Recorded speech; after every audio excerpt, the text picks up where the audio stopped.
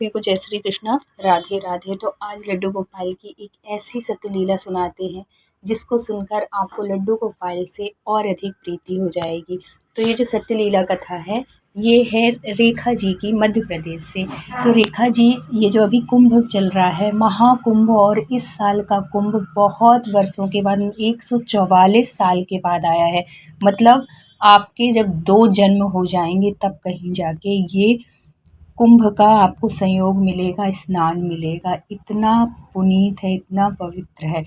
तो इस वाले कुंभ में हर किसी को, अगर आप स्वस्थ हैं, अगर आप जा सकते हैं तो आपको लाभ उठाना चाहिए, क्योंकि बहुत वर्षों के बाद ऐसे संयोग बनते हैं जो कि 144 साल के बाद बना है। तो क्या होता है, रेखा जी के जीवन में ऐसी घटना घटी थी जिससे कि वो बहुत दुखी हो गई थी, और रेखा जी लड्डू गोपाल की भक्त भी हैं। तो रेखा जी का एक बेटा था जो कि था 9-10 साल का, और इससे पहले जो अर्ध कुंभ पड़ा था प्रयागराज में, 6 साल में अर्ध कुंभ होता है और 12 साल में पूर्ण कुंभ होता है, और जो महाकुंभ इस साल आया है वो 144 साल। कुंभ कई प्रकार के होते हैं। तो जो अर्ध कुंभ पड़ा था तो इसमें रेखा जी गई हुई थी, उनका पूरा परिवार गया हुआ था स्नान के लिए, अर्ध कुंभ स्नान के लिए। तो वहाँ पे इनके जीवन का एक ऐसा पार्ट शुरू हुआ जो कि भगवान करे कभी किसी के जीवन में न आए। ये घटना कभी किसी के साथ ना हो, कभी किसी माँ के साथ ना हो। तो वो गई थी, पूरा परिवार गया था, उनका बेटा भी गया था, और उनकी सास ससुर, मतलब जितनी भी फैमिली है सब गए हुए थे प्रयागराज स्नान करने के लिए। वहीं पे जब वो लोग संगम में स्नान करने लगते हैं, सब लोग स्नान करते हैं, बेटा भी था, उसने भी स्नान किया, सब कुछ बहुत अच्छे से, सब बहुत खुश थे कि भगवान की, गंगा मैया के स्नान हो गए। स्नान करने के बाद सबने पूजा अर्चना की, दान दक्षिणा दी। ये सब चीज़ करने के बाद फिर दोपहर का टाइम तो हो ही गया था, तो सबको भूख लगी, तो सबने देखा कि वहाँ पे भंडारा चल रहा है, और प्रयागराज में बहुत भंडारा होते हैं, बहुत लोग हैं ऐसे दानवीर जो कि बहुत भंडारा कराते हैं, और सुबह से लेके शाम तक वो भंडारे चलते हैं कि आप किसी भी श्रद्धालु को किसी भी तरह की कोई दिक्कत नहीं होती है। अगर वहाँ पे आप चले जाओ तो आपको ये चीज़ नहीं सोचनी पड़ेगी कि हम खाएँगे क्या, रहेंगे कहाँ, सारी व्यवस्थाएँ होती हैं। तो उन्होंने, वो सब गए वहाँ पे, भंडारा एक हो रहा था तो वहीं पे लिए प्रसाद लिए और सब खाने लगे। वो भी बेटा भी था इनका, वो सब भी खा रहे थे। तो जो पत्तल मिलती है ना, वो भंडारे वाली जो पत्तल होती है, क्योंकि थाली में तो परोसेंगे नहीं, इतनी भीड़, इतना सब आता है, आते हैं सब लोग, तो पत्तल होती हैं, तो उसी में सब लोग बैठ के खा रहे थे वहीं पे। तो ये बेटे ने बोला, इनका जो बेटा था वो बोला आप सब खा लो और मैं डस्टबिन में डाल के आता हूँ। डस्टबिन बहुत ज़्यादा दूर नहीं था, बिल्कुल वो जो पंडाल लगा हुआ था उसके सामने, जहाँ पे ये भंडारा चल रहा था उसके सामने ही ये था, डस्टबिन था। तो बोल दिया कि ठीक है डाल आओ, क्योंकि सामने ही है, कहीं और तो जाना नहीं है। वो बेटा जो गया डस्टबिन में वो पत्तल डालने के लिए, उसके बाद 5 मिनट हो गए, बोले कि आ रहा होगा आ रहा होगा, 5 मिनट हो गए, 10 मिनट हो गए। जब 10 मिनट हो गए तो सबको चिंता होने लगी कि ये तो सामने है, ये कहाँ चला गया है। पहले सबको लगा कि हो सकता है सामने ना जाके कहीं और डालने गया हो, लेकिन 5 मिनट आदमी ध्यान नहीं दिया। 10 मिनट हो गए तो थोड़ी सी चिंता होने लगी। अब 10 से 15 मिनट हो गए, अब तो पूरे घर वालों को चिंता होने लगी कि आखिर ये कहाँ चला गया। अब सब ढूंढने लगे, इतना ढूंढे, सब जगह पुलिस में सब जगह कंप्लेंट करा दिए, सब कुछ कर लिए। फ़ोटो थी, फ़ोटो दिखा रहे थे, लेकिन उस बच्चे का कोई पता नहीं चलता है कि वो बच्चा कहाँ चला गया, कहाँ क्या हो गया, किसी को कुछ नहीं। अब इतनी खुशी-खुशी सब लोगों ने गंगा मैया के दर्शन किए, त्रिवेणी में स्नान किया, सबने दान पुण्य सब कुछ, देखो हम प्रयागराज या किसी भी तीर्थ जाते हैं तो अपने घर परिवार की खुशहाली के लिए जाते हैं, अच्छे अच्छे उससे जाते हैं। और जब ऐसे वो हो जाता है ना, ऐसे कुछ हो जाता, भगवान ना करे कभी किसी के साथ हो, कभी किसी के जीवन में कोई दुख आए, कष्ट आए, और इस तरीके की तो कभी ना हो। तो अब तो पूछो मत कि क्या हाल थे उस परिवार का और उस माँ का, रेखा जी का। इतना सब एक तरफ से, मतलब कोई प्रयागराज कुंभ का कोई ऐसी जगह ना बची होगी जहाँ पे उन्होंने ढूंढा नहीं, बल्कि एक हफ्ते रह के वो रेखा जी और रेखा जी के हस्बैंड, ये लोग तो ऐसे आए थे कि स्नान करेंगे और है तो शाम की ट्रेन से चले जाएंगे, कोई रुकने की उससे नहीं। लेकिन वो अपने मम्मी पापा को भेज देते हैं क्योंकि बुजुर्ग थे, रिजर्वेशन था ही। और ये रेखा और रेखा के हस्बैंड रुक जाते हैं अपने बच्चे को ढूंढने के लिए। बहुत ढूंढते हैं, बहुत वो करते हैं, लेकिन वो बच्चे का कोई पता नहीं चलता कि कहाँ गया, कहे कहाँ नहीं गया। एक एक पंडाल में जहाँ जहाँ कल्पवासी 1 महीने के लिए वास करते हैं, 1 महीने रुकते हैं, उन पंडालों में भी जा के, जो कि इतने सारे पंडाल होते हैं, एक एक पंडाल में जाके उस माँ बाप ने फोटो दिखा के कि इस बच्चे को आपने देखा है, कहीं तो देखा होगा, कहीं नहा नदी में देखा होगा, किसी पंडाल में देखा होगा, किसी दुकान में देखा होगा। सब जगह ऐसे पूछते हैं, पागलों की तरह पूछते हैं कि कोई तो कह दे कि हाँ, हमने इस बच्चे को देखा हुआ है। साधु संतों के पंडालों में जाते हैं, वहाँ साधु संतों से पूछते हैं, अघोरियों से पूछते हैं, जितने जहाँ पे जो लोग थे, किसी ने ये नहीं कहा कि हाँ, हमने इस बच्चे को देखा है। ऐसा विलुप्त तो हुआ वो बच्चा कि 1 हफ्ते तक ढूंढते रहे दोनों माँ बाप, नहीं मिला। रेखा जी का तो रो रो के ऐसा बुरा हाल, ऐसा लग रहा था कि रेखा जी गंगा मैया में ही समा जाएंगी। इतनी दुखी हो गई। किसी की भी बात हो, भगवान कभी ये दुख कभी किसी को मत देना, कभी किसी माँ के जीवन में मत देना। जिसकी जितने दिन की जीवन है, और जीवन देना तो पूरी उम्र देना, अधूरे में मत वो करना। ऐसे कभी किसी को ऐसे दुख मत देना भगवान, गंगा मैया। अब क्या होता है कि वो 1 हफ्ते हो जाते हैं, ढूंढ ढूंढ के परेशान हो जाते हैं हर जगह, लेकिन उस बच्चे का कहीं वो नहीं होता। फिर उसके जो हस्बैंड थे थोड़ी हिम्मत करते हैं और रेखा को समझाते हैं कि रेखा देख, अपन लोग बहुत कोशिश कर लिए, हर जगह देख लिए, हर जगह कोशिश कर लिए, नहीं मिल रहा है बच्चा। भगवान मैया के ऊपर छोड़ दो, गंगा मैया के ऊपर छोड़ दो, उनको देना होगा तो वो वापस करेंगी, नहीं देना होगा तो उन्हीं के चरणों में ऐसे डाल के अपनी अर्जी लगा के चलते हैं। और बहुत समझाते हैं और कहते हैं कि अब क्या करें, अब सब जगह ढूंढ चुके, अब कोई ऐसी जगह नहीं बची है जहां हमने ढूंढा ना हो, हमारा इतने दिन का ही साथ था। ऐसे बहुत कुछ समझाते हैं अपनी वाइफ को, रेखा जी को बहुत समझाते हैं, समझदारी वाली बात बताते हैं, लेकिन एक माँ कहाँ मानने वाली थी। बहुत दुखी होती हैं, आखिरकार 2-4 दिन और रुकते हैं, और फिर बाद में रेखा जी भी करती तो करती क्या, क्योंकि वो भी अपने तरीके से जहाँ जहाँ उनको समझ में आ रहा था सब जगह दोनों लोग खूब ढूंढे, नहीं वो हुआ। आखिरकार वापस लौट गए। समय बीतता गया, 1 साल निकले, 2 साल निकले, 3 साल निकले, लेकिन लड्डू गोपाल के ऊपर से भी इनको भरोसा उठते, क्योंकि जो वो होते हैं ना, पूजा पाठ भक्ति करते, लेकिन हमारे जीवन में कभी ऐसे वो आती, परेशानी आती है, कभी ऐसे कष्ट आते हैं, तो हमारा मन होने लगता है कि अरे हमारे पास भगवान है, भगवान होते हुए और ये परेशानी आ गई तो ऐसा क्यों, मतलब आप हो नहीं, आप सिर्फ मूर्ति हो। ऐसे ऐसे प्रश्न हम भक्त करते हैं अपने भगवान से, हमारे जीवन में कोई भी कष्ट आते हैं तो।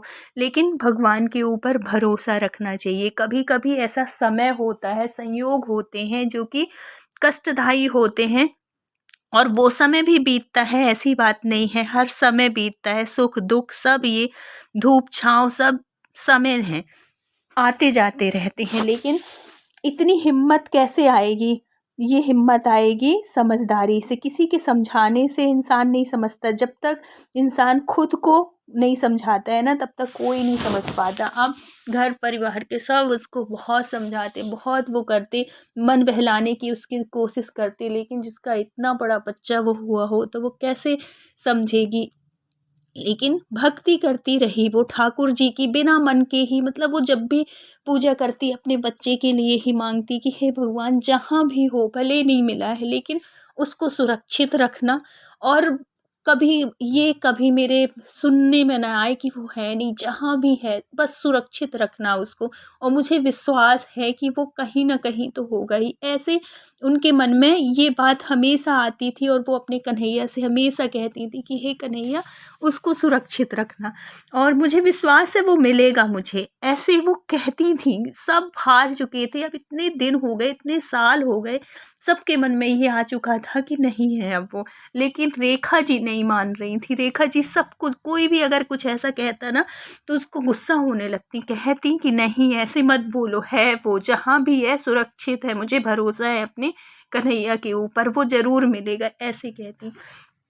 3 साल हो गए, 4 साल हो गए, 5 साल हो गए, अब 6 साल के बाद जब ये महाकुंभ लगा तो उससे 15 दिन पहले इनको ऐसा स्वप्न आता है कि जैसे उनका बच्चा है, पास में है, कहीं बहुत ज़्यादा भीड़ है और वहाँ पे उनका बच्चा है। ऐसे उनको स्वप्न दिखता, जो इतने साल में, 6 साल में उनको कभी इससे पहले स्वप्न नहीं दिखा।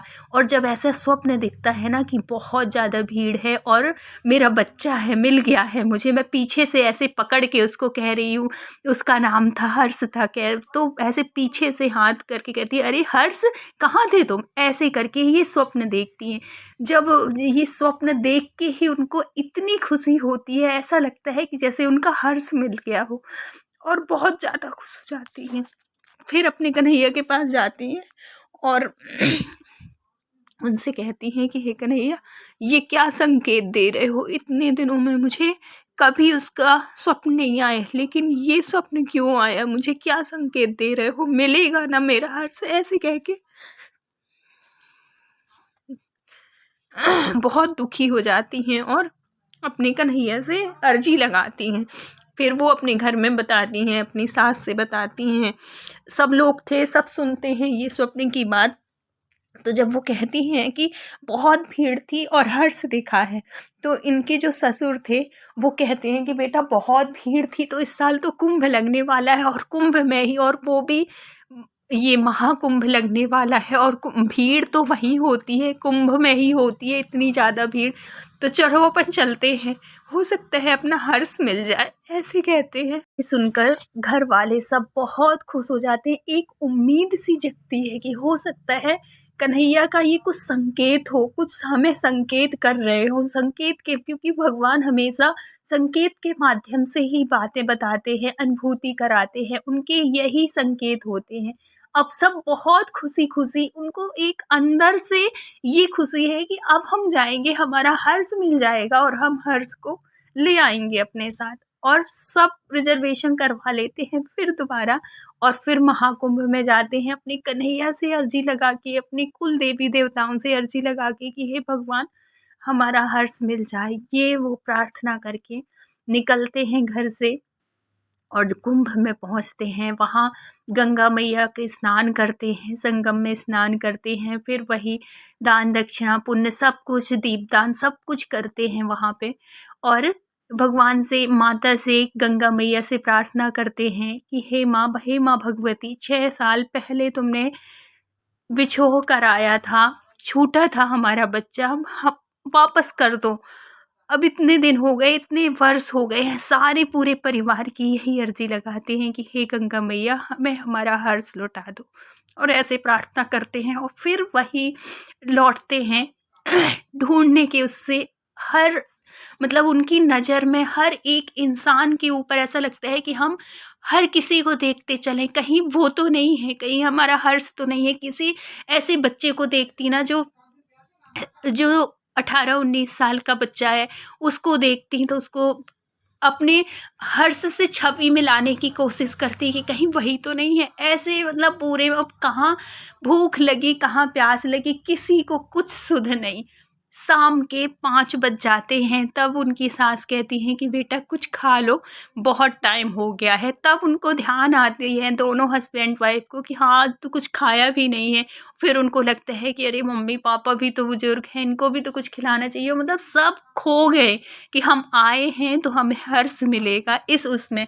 यहाँ तक कि सास ससुर को भी इतना टाइम हो गया और खाने की सुध नहीं कि हम भोजन कर लें कि कुछ खा पी लें, कुछ वो नहीं, बस एक उम्मीद के साथ कि हर्ष मिल जाए कैसे भी करके। अब फिर वही क्रम अपनाने लगते हैं जैसे पिछली बार किया था इन्होंने 6 साल पहले, कि हर पंडाल में जा जाके पूछना, हर उसमें हर कल्पवासियों के टेंट में जाके पूछना, सबसे यही वो करने लगते हैं। लेकिन हर बार वही कल्पवासी थोड़ी होती है और ना हर बार वही साधु संत होते हैं, लेकिन फिर भी एक उम्मीद रहती है। अब क्या होता है, अब देखो भगवान की माया, भगवान की कृपा देखो कैसे होती है कि ये एक मंदिर जाते हैं, वहाँ पे जो लेटे हुए हनुमान जी है ना प्रयागराज में, वहाँ पे जाते हैं। अब सब जगह ये सब टेंट वेंट में सब कुछ पूछ लिए और अब हनुमान जी की शरण में जाते हैं कि हे भगवान कृपा करो। अब हमें बहुत उम्मीद थी कि हमारा बेटा मिल जाएगा, लेकिन अब उम्मीद ये टूट रही है, पूरे परिवार वालों की उम्मीद टूट रही है, आप ही कुछ कर सकते हो। ऐसे जाते हैं, अर्जी लगाते हैं और वापस मुड़ते हैं। और ये जो थी रेखा जी थी वो पीछे थी, ये लोग सब आगे निकल जाते हैं कि रेखा जी को एक भगवा वेश में एक वही 17 18 19 साल का वो बच्चा, मतलब जितना इनका बच्चा होता उतना उनको एक भगवा वेश में एक संत दिखते हैं। तो उनको वैसे चेहरा लगता है, लेकिन उनको लगता है ये कोई होंगे महाराज जी। और वो साइड से इतना अच्छा उनको लगता है कि अगर आज मेरा बच्चा होता तो इतना ऐसे होता, साइड से देखती है और वो बच्चा साइड से निकल जाता है, उस बच्चे की नज़र नहीं मिलती है और ये निराश होके आगे बढ़ने लगती है। सब सारा परिवार की अब मुश्किल है कि हर्ष मिले। इतने में पीछे से आवाज़ आती है जैसे कोई कह रहा हो माँ, ऐसे जब आवाज़ आती है 2 बार माँ माँ ऐसे करके कोई बुला रहा है, तो वो रेखा जी जो थी सबसे पीछे थी, वो पीछे मुड़ के देखती है तो एक साधु वेश में एक बच्चा जो 18-19 साल की एज का है, लेकिन साधु वेश में है तो उसकी दाढ़ी भी बड़ी हुई है, बाल भी बड़े-बड़े हैं ऐसे। तो वो एकदम से तो वो ठिठुर से जाती है, मतलब रुक सी जाती हैं और है तो वो कहती हैं कि उनको देखने में थोड़ी-सा भ्रम होता है, लेकिन माँ अपने बच्चे को, वो बच्चा किसी भी भेष में हो, कुछ भी हो, लेकिन आत्मा का संबंध होता है, वो कैसे ना पहचानती। और वो पहचान लेती है कि ये मेरा हर्ष है और उसको बुलाती है पास में और कहती है कि बेटा ये क्या भेष धारण कर लिया है, तू वो कहाँ था, तू तो इतने वर्षों तक क्यों नहीं आया, कहाँ चला गया था, क्या हो गया था। मतलब एक सांस में वो सारे सवाल कर लेती हैं। तो वो बच्चा कहता है माँ रुको, मैं सारे सवालों का जवाब दूंगा। फिर वो घर वालों को बुलाती हैं, घर वाले भी ऐसे दौड़ते भागते आते हैं, देखते हैं उसके रूप को तो सब वो हो जाते हैं कि ये क्या कर लिए, क्या हो गया। लेकिन एक खुशी भी थी कि चलो हमारा बच्चा मिल तो गया। फिर रेखा जी कहती हैं कि चल अब घर चल। तो वो कहता है कि नहीं माँ मैं घर नहीं जाऊँगा, मैं विरक्ति ले चुका हूँ, मैं साधु सन्यासी के वेश में हूँ, मैं घर नहीं जाऊँगा और मैं अध्यात्म के मार्ग पर बढ़ चुका हूँ और आप लोग मिले, ये भगवान की कृपा थी। और इन लोगों को भी ये हुआ कि हमारा बच्चा सुरक्षित है, अच्छा है। और अब रेखा जी की जिद, रेखा जी कहने लगती है नहीं तू घर चलेगा, घर चल बेटा, 6 साल तेरा इंतजार किए है। लेकिन वो बच्चा आध्यात्मिक मार्ग में चल चुका था, वो बहुत समझाता है कि ये जीवन सिर्फ भक्ति के लिए मिला है माँ, इस बात को समझ लो। हमारा रिश्ता सिर्फ जब तक हम हैं तब तक एक तन के नाते है, बाकी हमारा मन भक्ति में लगाना। खूब समझाता है, भक्ति के मार्ग की बातें बहुत समझाता है कि मुझे अपनी भक्ति से मत रोको और है तो मैं जिस मार्ग में चल रहा हूँ वो कोई गलत मार्ग नहीं है, अध्यात्म का मार्ग है, इससे मुक्ति मिलेगी, बहुत समझाता है। लेकिन घर वाले कहाँ मानने वाले थे, घर वाले कहते हैं बेटा चल ले, बेटा चल ले, माँ कहती है बेटा चल ले, लेकिन वो नहीं मानता है और है तो वो आने के लिए तैयार नहीं होता है। तब घर वाले, उसके जो ससुर थे, वो घर वाले सब पूजा पाठ वाले थे। ससुर जो थे वो भी अध्यात्म से जुड़े हुए थे। तब वो समझाते हैं कि देख बेटा, ये जो बेटा हुआ है तेरा, ये हमारे कुल का नाम रोशन करेगा, उद्धार करेगा। और है तो अगर ये भगवान के मार्ग में चल रहा है, धार्मिक पथ पर चल रहा है, तो ये कोई गलत बात नहीं है। अब तेरे मन में, जो हम सबके मन में एक शंका थी कि ये जिंदा है कि नहीं है, वो चिंता दूर हो गई। अब ये भगवान की शरण में है, अब तुझे चिंता करने की कोई ज़रूरत नहीं है। और उससे कहते हैं, हर्ष से कहते हैं कि बेटा, जब तेरा मन करे, जब तेरी इच्छा हो, तेरे लिए दरवाज़ा खुले हैं, तू आ सकता है। लेकिन ऐसे मत फिर से चले जाना कि तू बिल्कुल एकदम से बिल्कुल सब कुछ हम, मतलब हमारे संपर्क में रहना, तो जहाँ भी रहे मत आ घर, हम नहीं कहते, लेकिन हमारी इच्छा जब भी होगी हम तो तेरे से मिल सकते हैं, हम तो तुझे देख सकते हैं। तब वो कहता है, बताता है, एक आश्रम है जहाँ पे वो रहता है और हनुमान जी की ही सेवा करता है। ये जो मंदिर था, रोज आता है, हनुमान जी का भक्त है, इसलिए उसने विरक्ति ले ली थी। तो इतने हमारे जो कन्हैया हैं, ऐसे स्व माध्यम से उसको इशारा किए, रेखा जी गई और वहाँ पे उनका बेटा मिला। तो इतनी कृपालु हैं हमारे कन्हैया। अगर हम सच्चे मन से भगवान की भक्ति करते हैं ना, तो वो हमारी भक्ति स्वीकार करते हैं और हम कुछ भी उनसे मांगें, कुछ भी कहें, वो हमारी इच्छा ज़रूर पूरी होती है। जैसे कि ये हमेशा अपने कन्हैया से कहती थी कि मुझे मेरे हर्ष से मिला दो, तो आखिर मिला दिए ना। और वो बच्चा जो है, वो कोई गलत उसमें नहीं है, भक्ति के मार्ग में। ये बहुत सौभाग्य की बात होती है कि अगर हमारे घर से कोई भी हो, चाहे वो हमारा बेटा हो, कोई भी घर परिवार का अगर एक सदस्य भी अगर साधु संत हो गया ना, तो हमारा पूरा कुल तर जाता है। तो अगर वीडियो अच्छी लगी हो, कहानी अच्छी लगी हो, तो please like, share and subscribe करिएगा। मिलते हैं फिर किसी सत्य घटना के साथ। जब तक अपना ख्याल रखिए, अपनों का ख्याल रखिए। Thank you so much full watch करने के लिए।